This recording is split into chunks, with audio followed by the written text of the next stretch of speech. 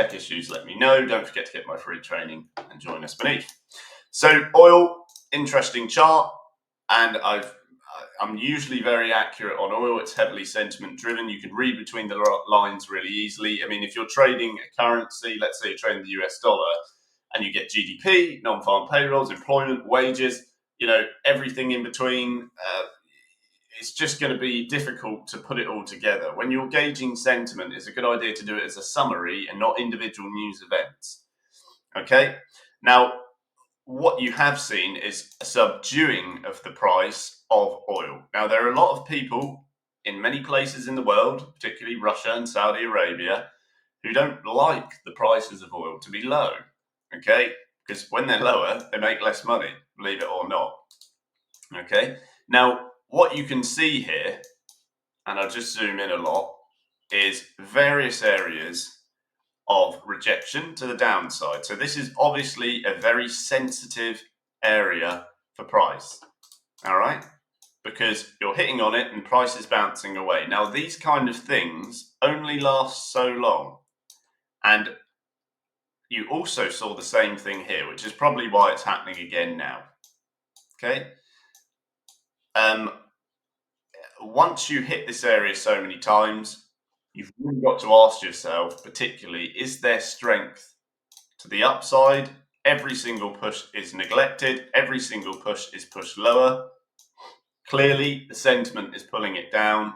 If you're going to buy at these lows, I would just do it carefully. I would do it carefully because it may be the case that this doesn't particularly last, and you come under with renewed market sentiment pushing you lower. And I've identified various long-term areas for this previously. So these long-term areas haven't been hit for a long time, which is why I'm using the highest time frames. Okay, and it comes under that previous low. You've got various candle wicks all around here and there. So clearly a contentious area. You can see that just by looking at it. You've had rejection. I wouldn't be surprised if you get something like a market maker stop under this low here. Okay, in other words, you beat the lowest price for a significant period of time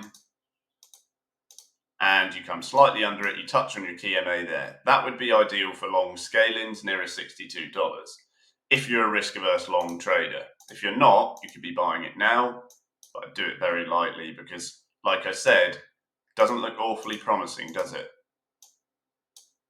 If you read the news in regards to oil, okay, they're trying their best to prop it up.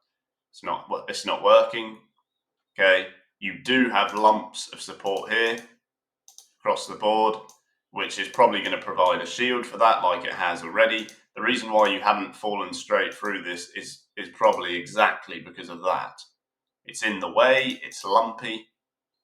Okay, and there you are. It's much better, really, if you're a risk-averse trader, to let it go.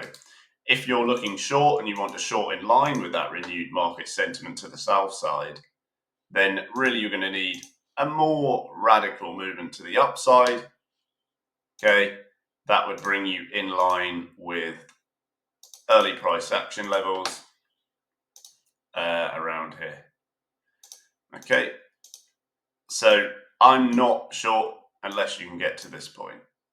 Okay, it's just too low for me. It's fallen. It's just too close to support. You got to remember, if you're shorting into support, you are doing the absolute opposite of what you should be doing. You are selling into where people have historically bought. Okay, now if you're wondering if they'll buy again, it doesn't, again, particularly matter what you or I think. You can see they're doing it because the price has rallied from this point several times already. That means people are buying factually at that point. There is no debating that. That's a fact. Okay, because if it wasn't the case, that wouldn't be occurring. You wouldn't be having these pushes away from that area. So for that reason, I need to come far enough away from this support in order to get any margin. Okay, you can see the distance between support and the resistance labeled is 9%. Okay, it's not really far. So that's why I do that. further scaling shorts come much higher. Okay, and again, this would reflect the newfound downtrend, the newfound tentative downtrend, because it's not falling awfully fast. And therefore, if you do come up there like this, I would like it short there. You can hold off to that perhaps if you're very risk averse.